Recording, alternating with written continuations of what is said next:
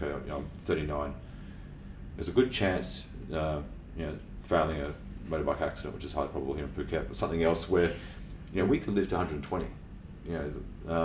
And so if that's the case, your entire life, we're still in the first chapter of a 3-chapter book. Yeah.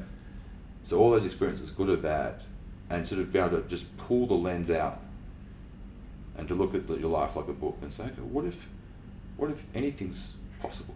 Like, what if I want to become an artist? What if I want to become a musician? What if I want to do anything? And, I've definitely made that mistake of, I wouldn't say judging people, but if I looked at someone, because I was so tunnel focused on business, I couldn't understand why why other people might not be. But now I have much more appreciation. If I see some yoga teacher who just loves teaching yoga and they've got no sort of financial aspirations, but they're just completely happy, fulfilled in what they're doing. Yeah. It's like Tim Ferriss' book, Tools of Titans. He talks about this guy, I'm probably butchering this story, but some Wall Street guy who, typical story, work hard, play hard, was sort of burnt out, goes to Argentina for a surf trip for a week, extends for like 3 months. Very common in a place like the Soy, right? How many people come here for a month and a year later they're still here? Yeah.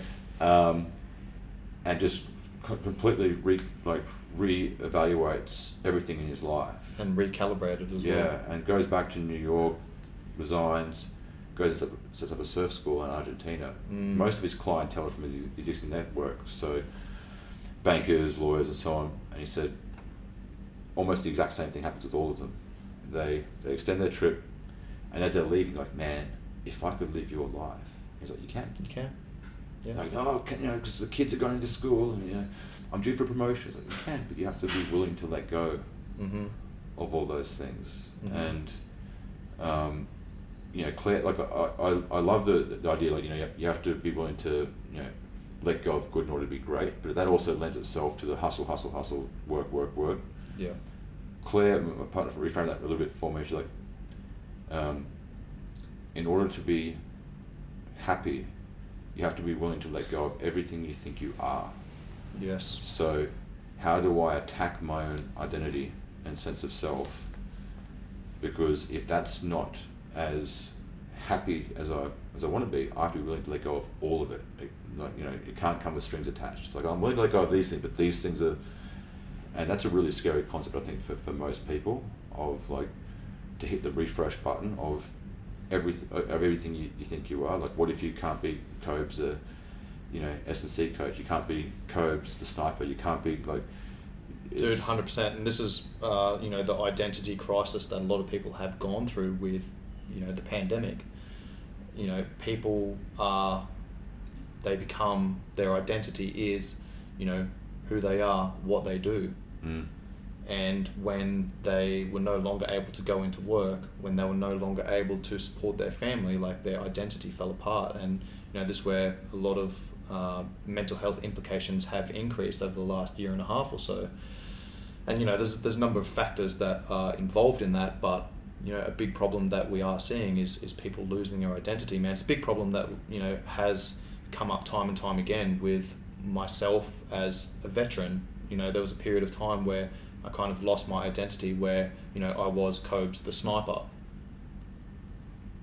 and I was my rank, Lance Corporal, and I was this highly functioning soldier. But then once I got out of the army, like, I was no longer that. I was no longer that title, right? And then I had to reinvent myself. And this is where sometimes we talk about leaning into the unknown and stepping into uncomfortable situations, and sometimes we have a choice to do that. And when we have a choice to do that, then it makes that transition easier. But when you don't have a choice to do that, that makes that transition so much harder, because you're not the one that's saying, hey, I'm going to move from being this identity to recreating my identity. Now it's just been stripped away from you. And I think that's where a lot of the problems come from. I can relate to that in the business sense of having the rug pulled out underneath you. Certain pivots weren't a decision.